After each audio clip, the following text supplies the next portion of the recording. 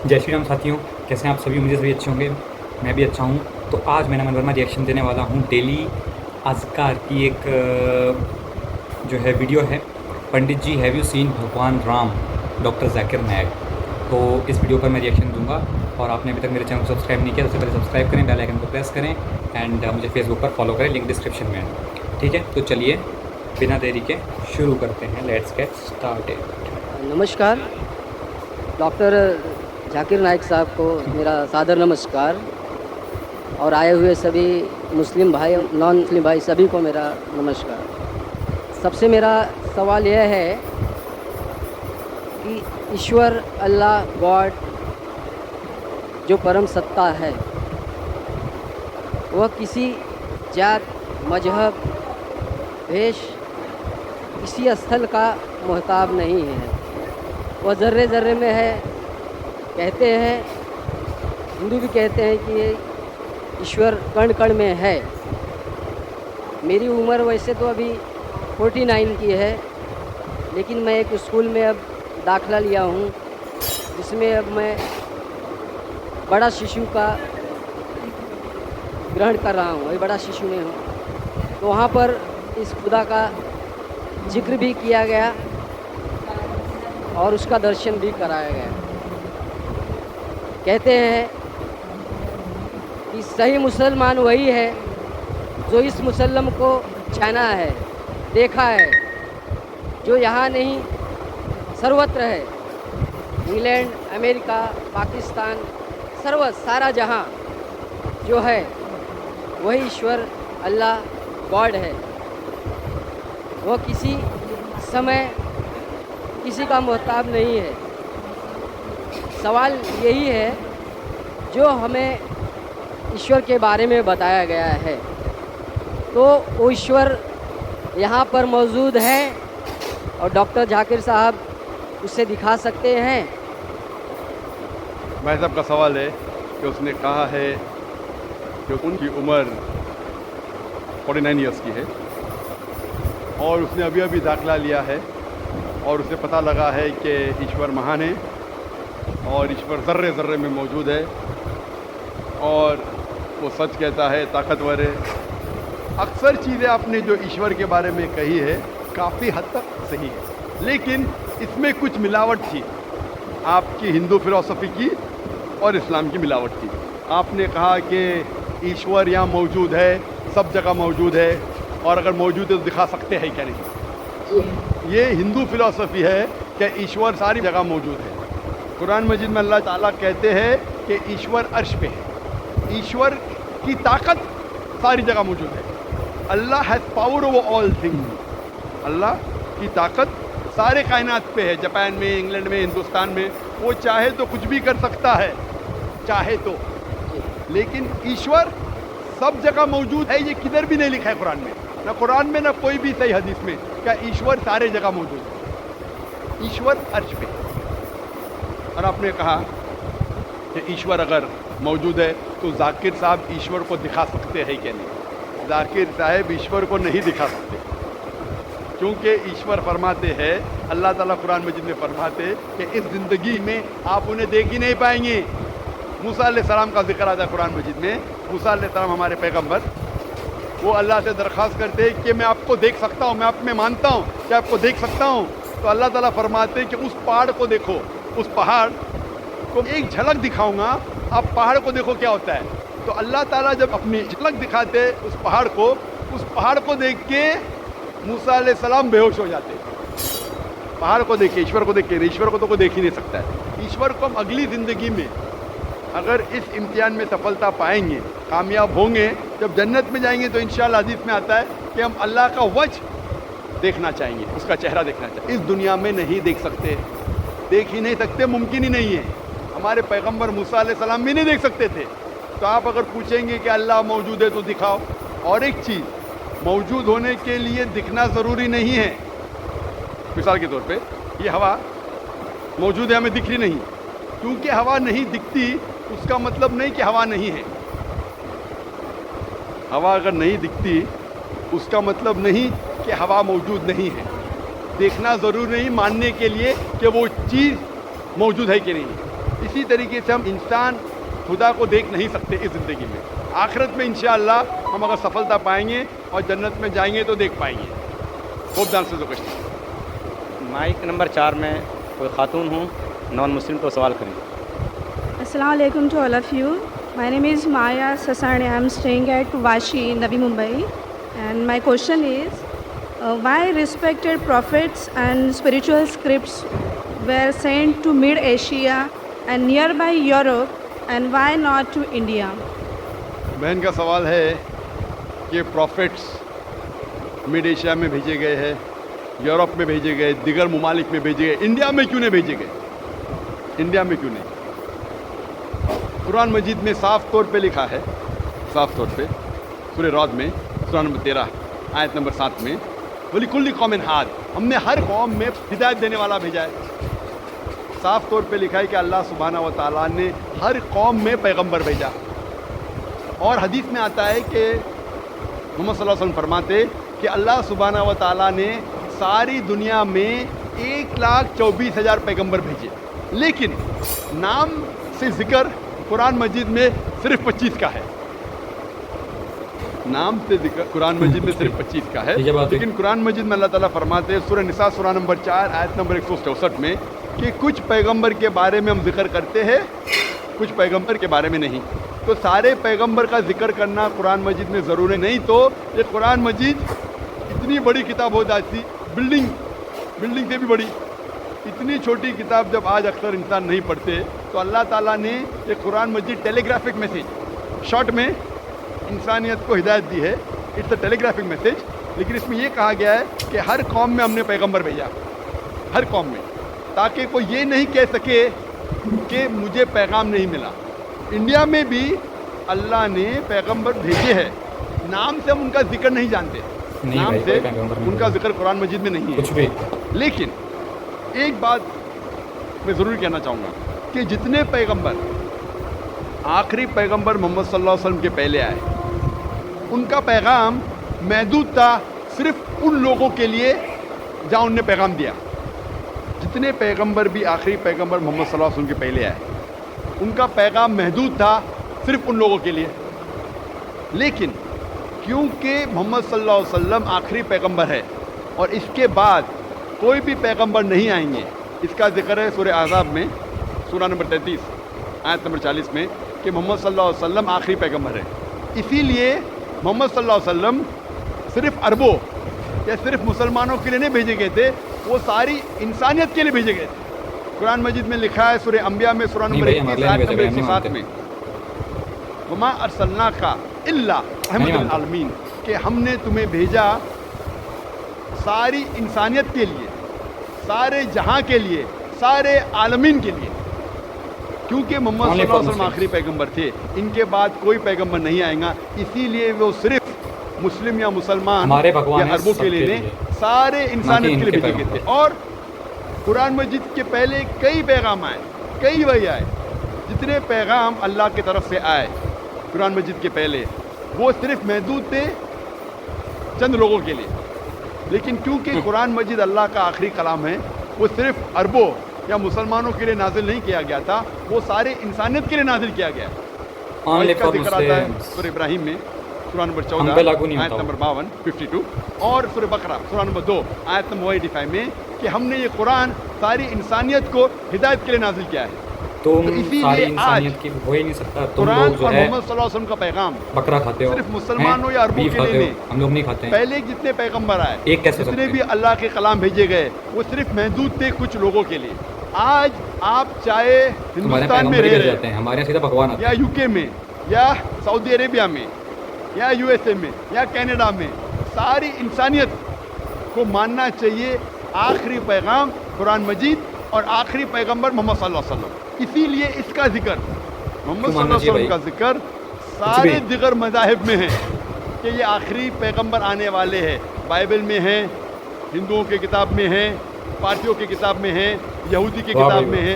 इसीलिए आज आप चाहे दुनिया में किधर भी रह रहे हो, कोई भी ख़ानदान में पैदा हुए होंगे, आपको मानना चाहिए कुरान मजीद और मानना चाहिए आखिरी पैगंबर मोहम्मद सल्लल्लाहु अलैहि वसल्लम।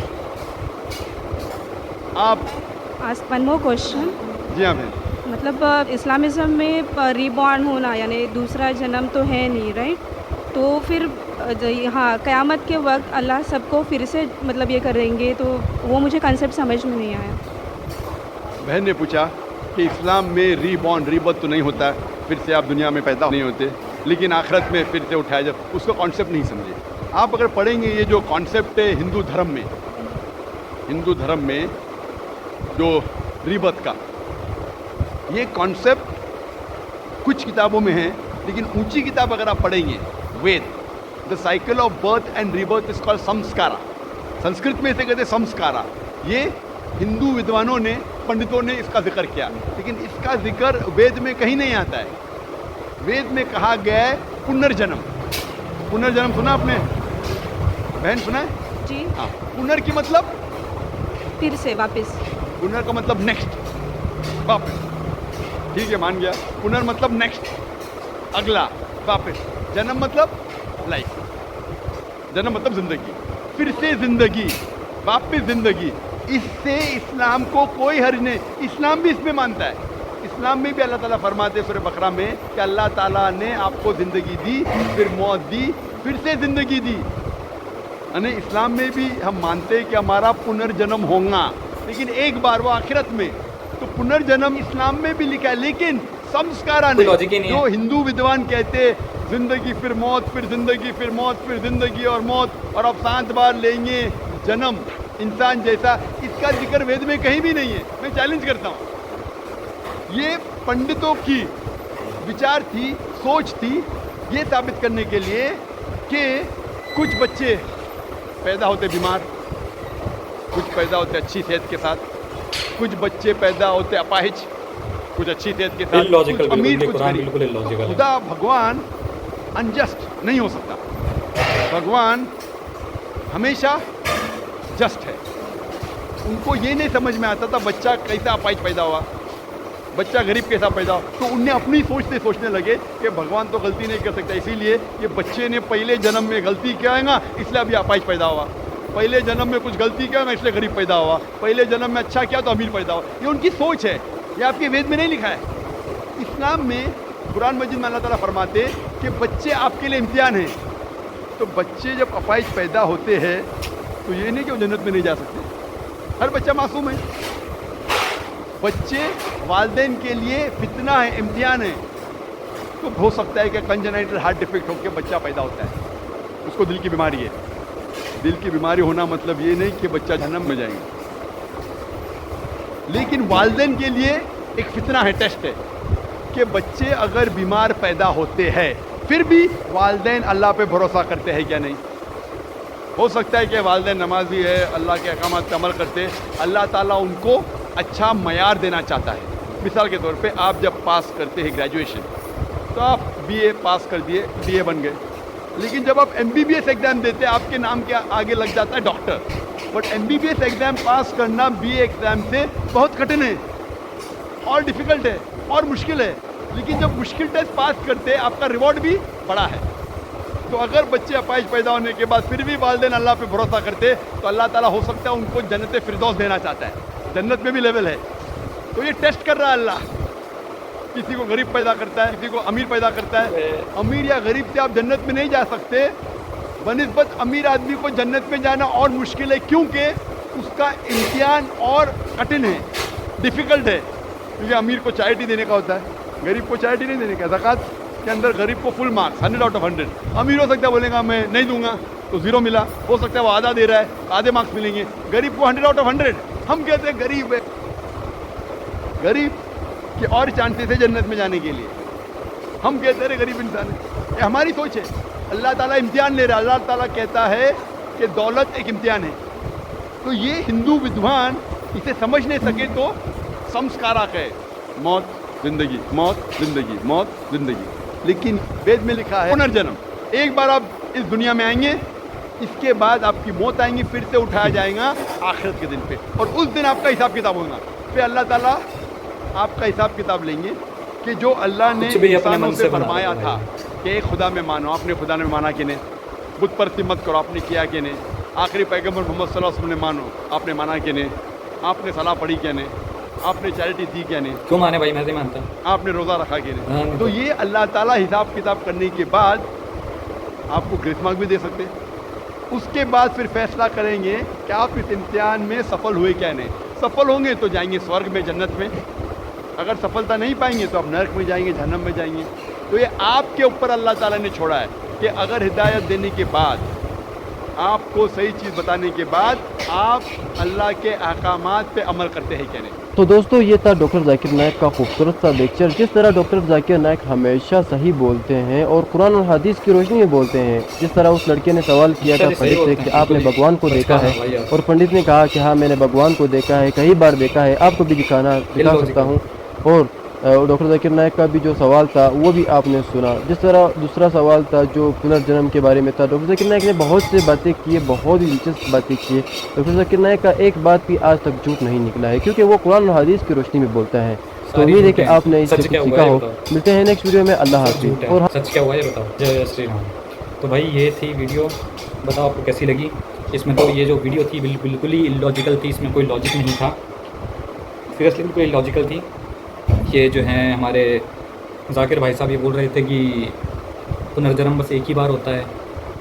इनको संस्कृत का एस भी नहीं पता होगा और ये उस पर टिप्पणी कर रहे हैं। ठीक है, भगवत गीता आप उठा करके देखें। खैर आप तो क्या ही पढ़ेंगे, आपको संस्कृत तो आती नहीं होगी, तो मैं आपको यहाँ से ज्ञान देता हूँ ज़रा। ठीक है, जितना भी आप ये चिल्लाते फिरते हैं ना कि जन्नत में जाएंगे, जन्नत में जाएंगे, 72 बुरे, तो भैया मैं एक बात बता दूँ, आपकी सो कॉल्ड जन्नत में वही जाएगा जो सनातन धर्म में है। जो सनातन धर्म है वो सबसे ज़्यादा ईश्वर के करीब है। बाकी आप सब ईश्वर से दूर हो। आपको अभी कई जन्म लेने पड़ेंगे सनातनी बनने के लिए। जब आप सनातन बन जाएंगे फिर आपका ईश्वर से कनेक्शन होगा। क्लियर। ये कह रहे थे एक ही बार होता है, जजमेंट डे के दिन पता नहीं क्या होगा इनका। पता नहीं कुछ अपने मन में कुछ भी करके थ्योरियाँ इन्होंने बनाई हुई हैं जिसका कोई सिर पैर है नहीं, है ना। और बोल रहे थे कि एक ही बार होता है जी जन्म। इनसे मैं एक सिंपल सी बात कहूँगा, एक बार जन्म का आप कैसे प्रूफ करेंगे? प्रूफ करके दिखाइए मुझे। मैं तो आपको कई जन्म होते हैं, जन्म मरण होता है, मैं तो आपको अभी के अभी प्रूफ कर दूँगा। आप मुझे ये प्रूफ करें कि बस एक बार जन्म होता है, उसके बाद एक पुनर्जन्म होता है, उसके बाद फिर नहीं होता है। तो ये आप मुझे प्रूफ करके दिखाएं। मैं तो आपको सिंपल सा प्रूफ कर देता हूँ साइंटिफिक रूप से। Energy can neither be created nor be destroyed, it can only be converted from one form to another form. ठीक, अब इंग्लिश आती हो तो आप समझ लें मैंने क्या बोला। यह है थर्मोडायनेमिक्स फर्स्ट लॉ, जो कि भगवत गीता में भी लिखा हुआ है। तो भगवत गीता में ये चीज़ लिखी हुई है। ठीक है, भगवान जिसे आप अल्लाह कहते हैं, उनसे भी ऊपर जो हैं वो श्री कृष्ण हैं, भगवान श्री कृष्ण। उन्होंने ही ये आपको सो कॉल्ड फरमाया है कि जिस तरीके से इंसान वस्त्र बदलता है उसी तरीके से आत्मा शरीर बदलती है। ठीक है, पुनरपि जननम पुनरपि मरणम, पुनरपि जननम पुनरपि मरणम। ठीक है, फिर मरा फिर पैदा हुआ, फिर मरा फिर पैदा हुआ। कब तक? जब तक उसके कर्मफल समाप्त ना हो जाए। ठीक है, जब तक उसके कर्मफल समाप्त नहीं हो जाते ये साइकिल चलती रहेगी। क्लियर है? हाँ, तो ये है इसका जो पूरा जो मैंने बताया, ना कि वो जो डॉक्टर भाई साहब बता रहे थे कि एक ही बार होगा। कोई लॉजिक नहीं है उनकी बात में। क्यों होगा एक बार भाई? हैं, बोल रहे कि बुत परस्ती ना करो, है ना। सबसे पहले तो आप होते कौन हो? हिंदू गॉड्स को बुत बोलने वाले। हम आपके काबा को बुत बोलें तो जो आप काबा में जाके हज करते हैं वो क्या बुत नहीं है? वो भी तो एक काला सा पत्थर है। क्या है वहाँ पे? कुछ भी नहीं है ना। तो सबसे पहले तो आपको असली जो धर्म है मेन, उसकी रेस्पेक्ट करनी चाहिए। आप लोगों के झूठे मज़हब जो हैं, हम उसका मजाक नहीं उड़ा रहे हैं। तो आप भी जो सच्चा धर्म है सनातन, उसका सम्मान करें, पहली बात। ठीक है, मक्का मदीना जो है, तो वहाँ पे पहले मक्केश्वर टेंपल था। मक्केश्वर शिव जी का टेंपल था, आपने तोड़ के इसको मक्का बनाया है। ठीक है, तो पहले सनातन धर्म ही था, उसके बाद आप लोग आए। तो आप लोगों को कैसे क्या पता हो सकता है? पता तो हम लोगों को है सब कुछ। ज्ञान विज्ञान की बातें हमें पता है ना कि आपको। ठीक है, क्लियर ये बात। और बिल्कुल जितनी भी बातें मैंने करी बिल्कुल बोगस बातें करी। ठीक है, आपका जो सो कॉल्ड अल्लाह है, क्या वो अपना रूप नहीं दिखा सकता?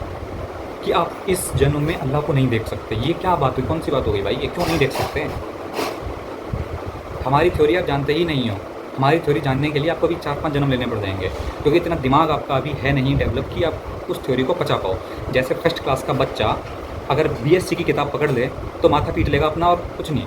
तो वही आपकी हालत है कि भगवत गीता और वेदों का जो ज्ञान है वो है PhD के लेवल का, और आप लोग हैं अभी नर्सरी केजी के लेवल के बच्चे, तो आपको वो ज्ञान हजम होगा नहीं, समझ ही नहीं आएगा, है ना। तो हम क्या कर सकते हैं, हम आप कह ही सकते हैं कि अभी आपको कम से कम 10-15 जन्म और लगेंगे जब आप इस लेवल तक पहुँचेंगे PhD के, फिर आप समझेंगे उसे, ठीक है। तो अभी आप उस योग्य ही नहीं है, पहली बात तो डिसक्वालीफाइड हैं सनातन धर्म से, क्लियर। तो डॉक्टर भाई, यू आर अ डम पर्सन, आपको एक ज़ीरो नॉलेज है, नॉलेज आपको कुछ है नहीं, है ना। कुरान में जो कुछ लिखा है वो सब झूठ है, मैंने कल भी बताया था प्रूफ करके, और आज भी बता रहा हूँ, सब झूठ है, कुछ भी सच नहीं है उसमें, एक भी बात सच नहीं है, सब कुछ झूठ है ना।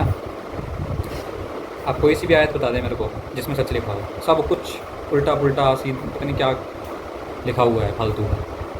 भगवत गीता आप पढ़ें, उसमें आपको सच्चाई दिखेगी, सारी समस्याओं का समाधान, एक ही आंसर जो है सॉल्यूशन आपको भगवत गीता में मिलेगा, ठीक है, वेदों में मिलेगा, वेद उपनिषद।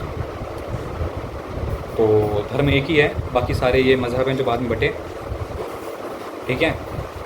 उनको वे बोल रहे थे प्रॉफिट्स आए, इनके यहाँ प्रॉफिट्स आते होंगे, हमारे यहाँ ऐसा कोई कॉन्सेप्ट नहीं है, ठीक है। हमारे यहाँ कोई प्रॉफिट नहीं आया, हमारे यहाँ सीधा भगवान अवतार लेते हैं, ठीक है। भगवान कृष्ण है, सीधा सोकॉल तुम्हारा अल्लाह वो पृथ्वी पे आता है, ठीक है। ये एक ऐसा तुम्हारा अल्लाह है जो कभी पृथ्वी पे नहीं आया, बस प्रॉफिटों को बेचता रहता है, जाओ भाई जाओ पैगाम दो जाके जाओ। ये कौन सा अल्लाह है भाई तुम्हारा, हैं। हमारे भगवान तो खुद अवतार लेते हैं, है ना।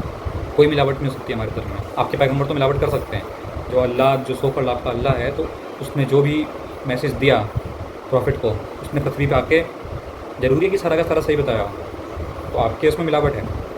हमारे यहाँ तो ईश्वर खुद आता है पृथ्वी पर, खुद पैगाम देता है, क्लियर है।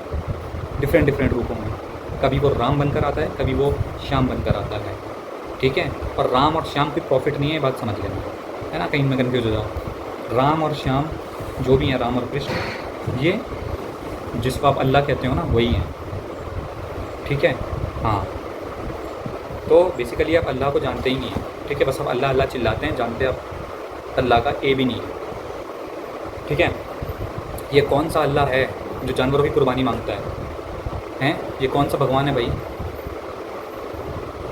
तो इसलिए मैं कह रहा हूँ हिंदुज़म को अपने रिलीजन में ना मिलाएं, अपने मज़हब में ना मिलाएं, ये धर्म है वो मज़हब है, ठीक है। बहुत बड़ा फ़र्क है, जो हमारा सनातन है वो धर्म है, और आपका जो इस्लाम है वो मज़हब है, तो उसको मज़हब तक ही रखें, धर्म से ना जोड़ें, क्लियर है। क्योंकि सिंपल सी बात है, हाथी धूल में भी सना हो तो भी सम्मानित होता है, ठीक है, और गीदड़ सोने से जड़ा हो फिर भी सम्मानित नहीं होता, ठीक है। तो आप अपने इस्लाम को चाहे धर्म, हमारे धर्म से जोड़ें, चाहे कुछ कर लें, वो सम्मानित नहीं हो सकता, क्योंकि वो सम्मानित है ही नहीं, ठीक है। हम हमेशा से सम्मानित थे, तो हम कैसे भी सिचुएशन में रहें हम सम्मानित ही रहेंगे। आप क्लियर देख लें, आपकी कुरान में इतनी पावर है, आपकी कुरान इतना कुछ कहती है, तो कहाँ हैं आपके इस्लाम के भाई जो साइंटिस्ट बने हो। कौन बना साइंटिस्ट हैं? अमेरिकन कंपनी में कौन राज कर रहा है? हिंदुज़म राज कर रहा है कि इस्लाम राज कर रहा है? बताएं मेरे को। हाँ, फिर आप बोलेंगे कि ये तो भाई क़यामत के दिन की बाद की बातें हैं, कुरान तो हमें जन्नत में ले जाएगा। अबे तुम जन्नत तक ही सीमित रह गए भाई। जहाँ जो तुम्हारी जन्नत है ना, आखिरी मंजिल जहाँ में तुम्हें पहुँचना है जन्नत तक, वो हमारे शास्त्रों में स्वर्ग कहा गया है, और उसका लेवल ना बहुत नीचे है, ठीक है। समझ में आई बात? हिंदुज़म में कोई स्वर्ग नहीं जाना चाहता भाई, कोई जन्नत नहीं जाना चाहता, ठीक है। हमारा कॉन्सेप्ट अलग है, हम मुक्त होना चाहते हैं, ठीक है। वो आपको समझ नहीं आएगा। स्वर्ग क्या है? जैसी ये पृथ्वी है ऐसा ही है, बस थोड़ा सा वहाँ पे ये आप मान लो कि आपके पास शक्तियाँ ज़्यादा होंगी, थोड़ी पावर ज़्यादा होगी, और यहाँ पे आप 100 साल जीते हैं, हम 1000 साल जी लेंगे, तो ये सब चीज़ें होंगी, लेकिन मरेंगे आप वहाँ भी। तो हमारा कॉन्सेप्ट दूसरा है, जहाँ पे हम मरे ही ना, ठीक है। तो वो चीज़ आपको कई जन्म लग जाएंगे समझने के लिए, इसलिए भी आप मत समझें, आपका दिमाग उड़ जाएगा। तो बिना जाने आप टिप्पणी ना करें, क्योंकि आपके धर्म पे कोई, सॉरी आपका तो मज़हब है, आपके मज़हब पे कोई टिप्पणी करेगा तो आप तो सर्कलम करने के लिए आ जाते हैं, ठीक है। तो आप दूसरे के धर्म पर भी टिप्पणी ना करें, बगैर पढ़े हुए, बगैर जाने बूझे, ठीक है जाकिर भाई। हाँ, जब कुछ आता ना हो तो बोलना नहीं चाहिए, ठीक है। सबकी सलामियों इस्लाम तक ही रहो। मिलते हैं नेक्स्ट वीडियो में, तब तक जय श्री राम।